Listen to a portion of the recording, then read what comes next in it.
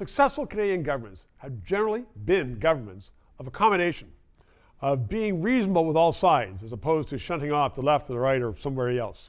John Capobianco is with Fleischman Hillard High Road.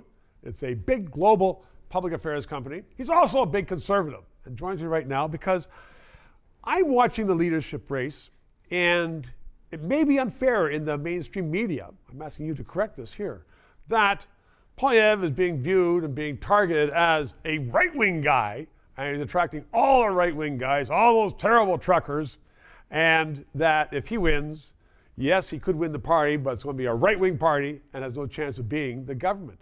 I'm sure you agree with me that to be a government, you have to be moderate in Canada. Not communist, but moderate. I don't necessarily disagree with that, but I also don't accept the premise that Pierre is such a hard right candidate. I think that he's somebody who actually articulates a very strong and a very passionate message regarding individualism and bringing freedom back and giving you the opportunity to live your life the way you should live. Those are core conservative principles and always have been. The fact that he's saying them now and saying them so loudly, everybody's like, oh, up in arms, but that's Canadian values. Is everybody up in arms, or is it just the press? And if it is the press, that's not very fair in Canada to have virtually all the mainstream press. And that's why we have this show for people like you to articulate what's going on.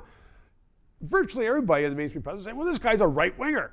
Well, but you're right. It is the press, and it's the liberals and those who feel threatened by a Pierre Polievre, who, quite frankly, is going to be a leader that's going to stand for something and have values and put them forward. And I remember Stephen Harper and Michael Harris, two right, very successful candidates and prime ministers and premier, who I think at the time when they became leader were always chastised. I remember because I ran for Stephen Harper at the time, and then people were saying, "Oh, you can't win with Stephen Harper."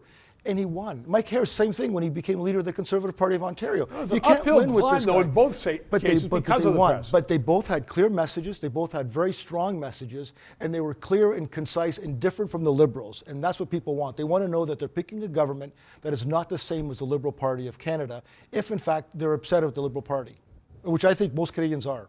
Well, if someone was watching and they say, well, I want to put the question to Capobianco and saying, well, what are the Tories going to do differently? Are they going to give out $100 million sole source contracts to former MPs? No, they're not. And I'll tell you what they're going to do. They're going to hold the Liberals to account, as they are now, but they're going to change the way they do things because they've already been criticizing the Liberals for doing just that, the SNC-Lavalin issues and some of the other scandals that have happened. And Canadians have gotten away, I've given them a pass because of the pandemic. But once the pandemic's over and people are going to realize who's the best party, government, we're going to be able to have for the next phase of this post-pandemic recovery, it'll be the Conservatives.